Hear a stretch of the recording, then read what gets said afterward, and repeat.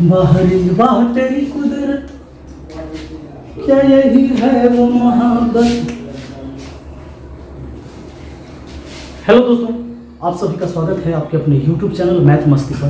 दोस्तों मैं हूँ विपिन यादव और आज इस क्लास में हम आपको चतुर्भुज का ये दूसरा क्लास कराने वाले हैं, यानी कि क्वाड्रिलेटरल का ये दूसरा क्लास। सुनिएगा, तो इसमें सबसे पहले आज जो हमारा क्वाड्रिलेटरल है,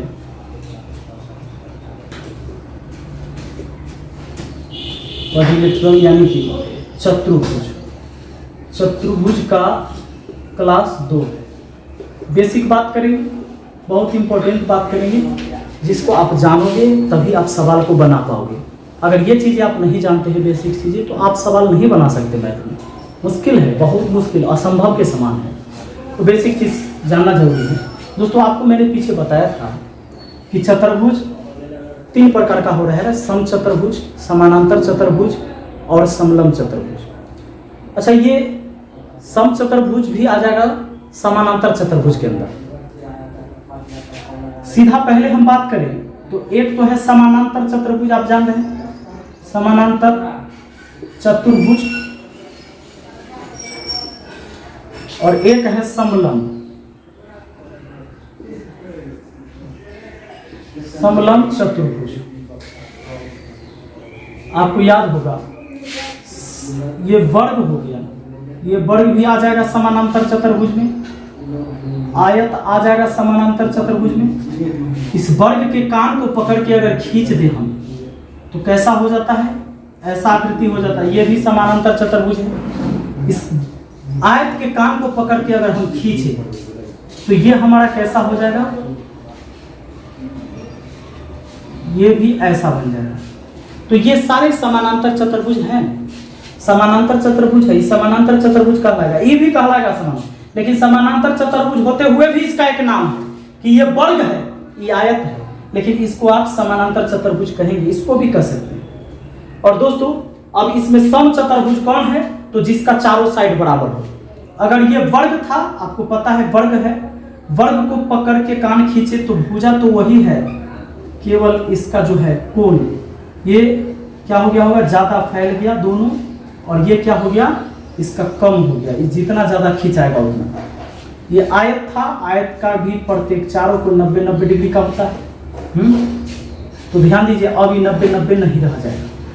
दोस्तों सबसे इंपॉर्टेंट बात जो आज हम आपको बताने वाले हैं, दूसरा तो एक आपको पहले मैं कंफर्म करा दूं कि आपने कल देखा था, एक समलंब चतुर्भुज को देखा था। समलंब चतुर्भुज में क्या था, समलंब चतुर्भुज में यह था कि इसकी दो भुजा असमानांतर होती है, क्योंकि ये दोनों आगे बढ़ते हैं तो एक दूसरे को काट देते हैं, और ये दो समानांतर होती है, यानी ये दोनों लाइन आगे बढ़ने पर कभी भी एक दूसरे से नहीं मिलेगा। अब जानकारी हमें ये लेना है कि चतुर्भुज कोई भी हो तो उसके चारों कोनों का योग तो 360 डिग्री होता ही। चतुर्भुज के चारों कोनों का योग कितना होता है, 360 डिग्री होता है कोई भी चतुर्भुज में। इसमें अगर हम बात कर ले दोस्तों, तो समानांतर चतुर्भुज ये चारों है, लेकिन इधर का जो ये दो है ये समचतुर्भुज भी है, ये समचतुर्भुज भी है, समचतुर्भुज है। समचतुर्भुज क्यों है ये, रोम्बस, क्यों, क्योंकि इसके चारों साइड आपस में बराबर है, चारों साइड आपस में क्या है, बराबर है, तो ये समचतुर्भुज भी है। अब हम जो आज जानकारी इसमें प्राप्त करने वाले हैं कि भैया चतुर्भुज के सभी अंतःकोणों का योग 360 डिग्री होता है, ठीक है, 360 डिग्री होता है, तो इसके बाह्य कोणों का योग भी 360 होगा। और याद रहे, अगर वर्ग है और आयत है तो फिक्स है कि इसका प्रत्येक कोण 90 डिग्री ही होगा। वर्ग और आयत में प्रत्येक कोण कितना कितना का होगा, 90 डिग्री का, प्रत्येक कोण 90-90 डिग्री का होगा। दोस्तों ध्यान दीजिएगा, लेकिन सोचिए इसी के कान को पकड़ के ऐसे खींचते हैं, इस कान को पकड़ के ऐसे खींचते हैं, तो क्या अब ये वैसे ही रहेगा एंगल, या घट बढ़ जाएगा, तो घट बढ़ जाएगा। अब क्या होगा, अब क्या होगा, अब आपको सीधा बस इतना याद रखना होगा कि लगातार दो कोनों का योग 180 होगा। ऐसे भी कोई भी समानांतर चतुर्भुज हो तो समानांतर चतुर्भुज में समानांतर चतुर्भुज में केवल इस समलंब को छोड़ के, समानांतर ये चारों है, समानांतर चतुर्भुज में दो लगातार कोणों का योग 180 डिग्री होता है। इस बात को आपको ध्यान रखना है। समानांतर चतुर्भुज में दो लगातार कोणों का योग हमेशा कितना होता है? 180 डिग्री होता है। इसके बारे में हम बाद में जानेंगे समलंब का, पहले समानांतर का हम चर्चा कर लेते हैं। दोस्तों दो लगातार कोण देखिए 90 90 180 90 90 180 90 90 180 90 90 180, इसमें भी होगा। उसी तरह इसका और इसका दो लगातार कोणों का योग हमेशा 180। देखिए कैसे, अगर मान लीजिए इसको हम 70 डिग्री लेंगे तो लगातार दो कोणों का योग 180 करने के लिए 70 है तो ये 110 लेना हो। अगर ये 110 है तो फिर दो लगातार 180 पुराने के लिए 70 ही लेना पड़ेगा, और जब ये 70 है तो ये दोनों लगातार करने के लिए यहाँ 110 लेना होगा। अब क्या हुआ, आमने सामने का भी कोण बराबर हुआ। समानांतर चतुर्भुज में आमने सामने का कोण भी बराबर हुआ और दो लगातार कोणों का योग 180 हुआ। देखिए इसमें भी आमने सामने का, सारे ये चारों तो समानांतर चतुर्भुज ही है। हम कह सकते हैं कि समानांतर चतुर्भुज में आमने सामने के कोणों का योग, आमने सामने का कोण बराबर होता है और दो लगातार कोणों का योग हमेशा 180 डिग्री ही होता है। इसको सब को जोड़ के देखिए दोस्तों, एक तो हमने 70 अपना मन से लेकर स्टार्ट किया था, 70 लिखा था, और चारों मिलकर 360 ही होगा, क्योंकि 70 70 140, 110 110, 220 140, 360 हुआ। अगर इसी में हम इसको 80 डिग्री कर ले तो बताइए ये 100 डिग्री होगा। दो लगातार कोणों का योग 180 करने के लिए अगर ये 100 है तो ये फिर 80 होगा, क्योंकि दो लगातार कोणों का योग 180, और ये भी कितना 180 है तो ये हो जाएगा 100। क्या हुआ कि आमने सामने का कोण बराबर हो गया, आमने सामने का कोण बराबर हो गया। और एक बात और हुआ कि ये चारों कोण 360 हो गए, 100 100 200, 80 80 160, तो 200 और 160 मिलकर हो गया ना 360। तो ये बात याद रखना है आपको कि समानांतर चतुर्भुज में दो लगातार कोणों का योग 180 डिग्री होता है, और इसमें आमने सामने का कोण क्या होता है? बराबर भी होता है। दोस्तों अब कुछ इंपॉर्टेंट बात और हमें जाननी है, छोटी छोटी चीजें।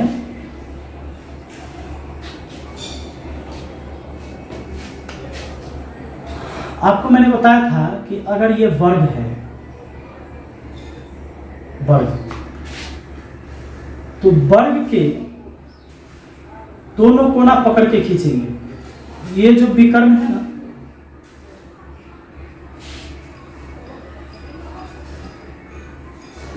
ये विकर्ण हमेशा ये 90 डिग्री का कोण बनाएगा। विकर्ण एक दूसरे से, विकर्ण जहां काटता है एक दूसरे को वहां पर 90 डिग्री का कोण बनेगा।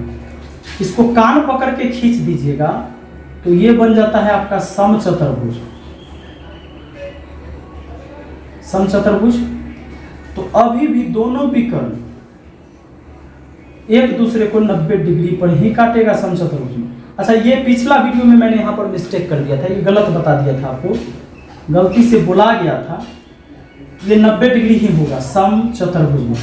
समझना है कि ये वर्ग था और वर्ग के कान को पकड़ के खींचे। वर्ग में तो भाई दोनों विकर्ण एक दूसरे को 90 पर काट रहा है। आपको ये बात भी समझना है, अगर ये वर्ग में ये दोनों विकर्ण जो है आपस में समान होता है। मान लीजिए इस विकर्ण का D1 नाम दिए और इसका D2 दिए, इस पूरे को, तो D1 बराबर D2 होगा, यानी दोनों विकर्ण आपस में बराबर होगा। लेकिन जब इन दोनों कोना को पकड़ के खींच दे और ये हमारा बन जाता है क्या? समचतुर्भुज, तब ये विकर्ण लंबा हो गया और ये विकर्ण छोटा हो गया, यानी D2 और D1 बराबर D2 नहीं है, D1 equal to not D2, यानी पहला विकर्ण दूसरे विकर्ण के बराबर नहीं होगा। हाँ, एक दूसरे को 90 डिग्री पर काटेगा और ये लंब समद्विभाजक भी है, कहिए तो लंब का काम करेगा यहाँ पर, क्योंकि ये 90 डिग्री का कोण बना लेगा। ये वर्ग में भी होगा और समचतुर्भुज में, ये जितना है उतना ही ये, और ये जितना है उतना ये, इसमें ये जितना उतना ये, और जितनी लंबाई यहाँ से यहाँ तक का उतनी लंबाई यहाँ से यहाँ तक का। इसमें क्या होगा कि ये दोनों विकर्ण बराबर दो भाग में बटेगा, 90 डिग्री पर भी कटेगा, लेकिन दोनों विकर्ण की लंबाई आपस में समान नहीं होगा। आइए अब समझते हैं हम आयत में। आयत को समझिएगा।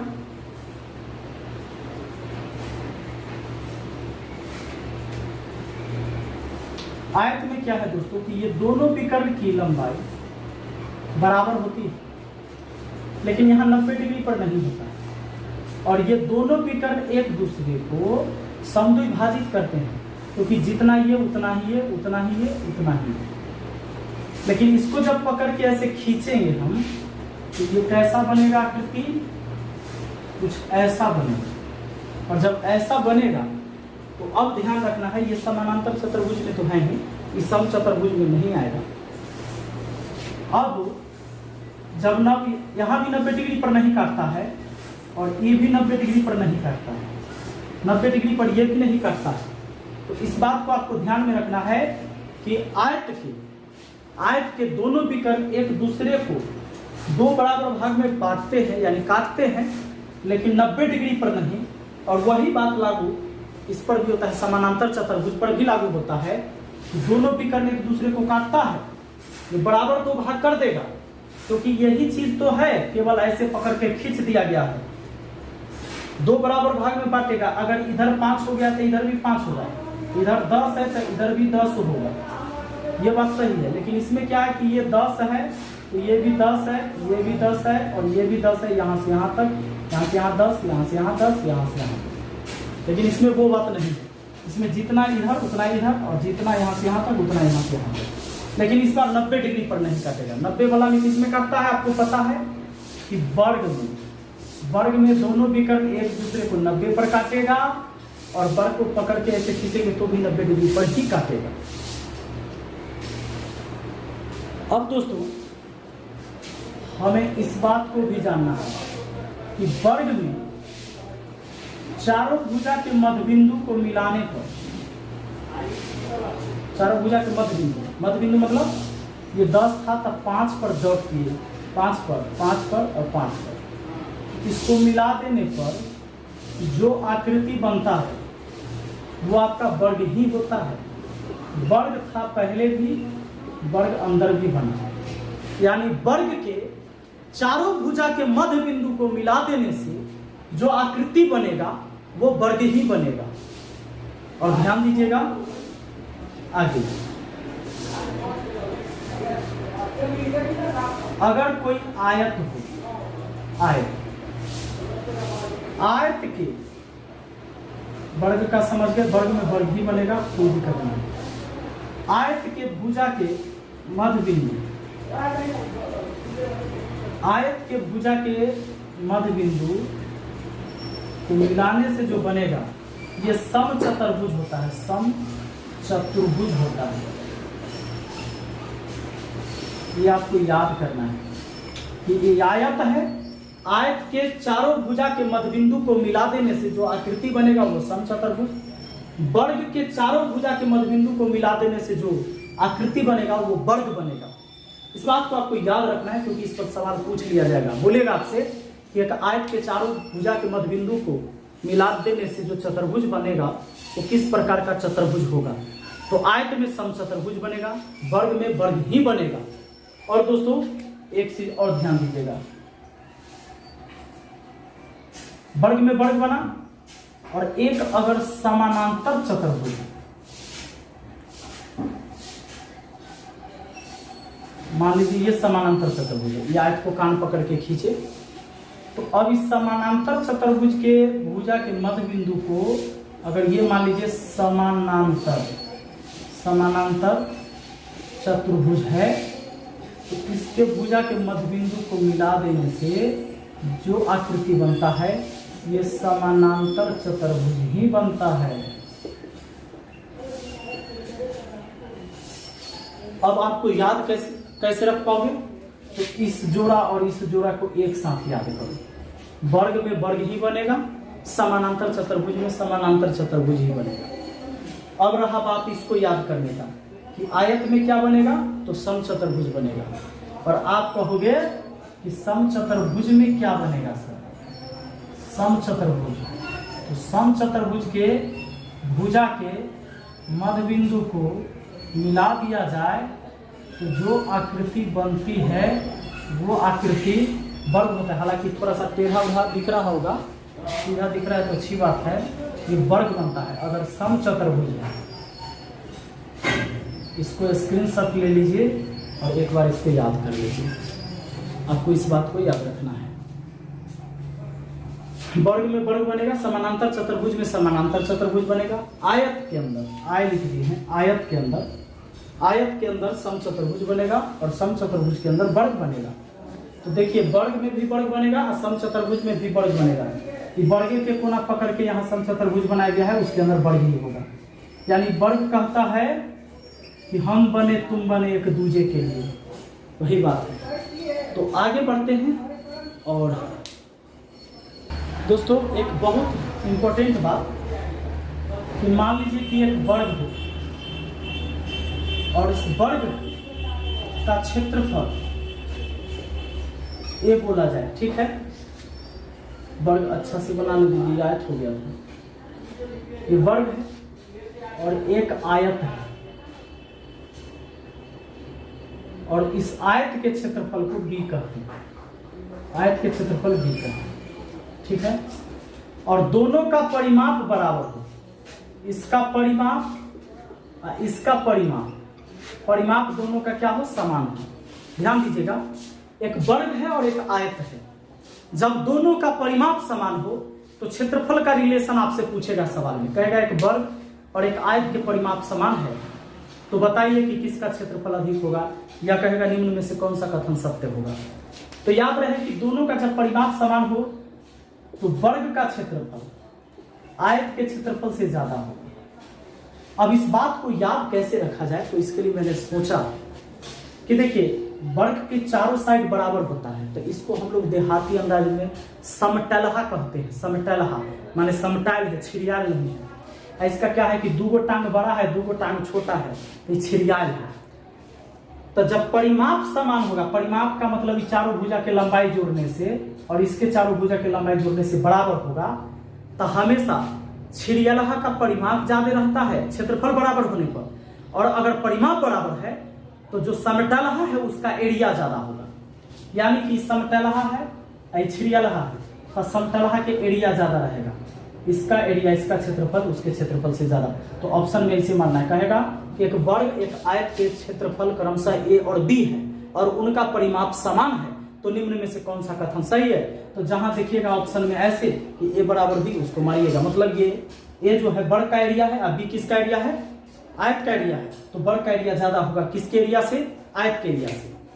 और अगर दोनों का एरिया बराबर हो, सुन लीजिए, अब दोनों का एरिया बराबर हो, यानी दे दे कि ए बराबर बी है, यहाँ पर ए है क्षेत्रफल वर्ग का और बी है क्षेत्रफल आयत का, ये आयत है, ये वर्ग है। अब दोनों का अगर क्षेत्रफल बराबर दे रहा है तो वर्ग का परिमाप ज्यादा होगा, वर्ग आयत का परिमाप ज्यादा होगा। अगर एरिया बराबर होगा तो आयत के परिमाप ज्यादा होगा, वर्ग का परिमाप से ज्यादा होगा आयत का परिमाप। इस बात को ध्यान में रखना है दोस्तों। मूड खराब ऐसे ही हो गया आज, पता नहीं आवाज आप लोग को अच्छा से गया कि नहीं। इस वीडियो में मैंने माइक यहाँ लगाया था लेकिन फिर वहाँ नहीं लगा था, मिस्टेक हो गया था, तो माफी चाहते हैं। लेकिन अगर समझ में आया है तो चलिए ठीक है, वरना फिर आगे हम वीडियो इस पर बनाने वाले हैं। Thank you. लाइक करने के लिए तो आज कहेंगे नहीं।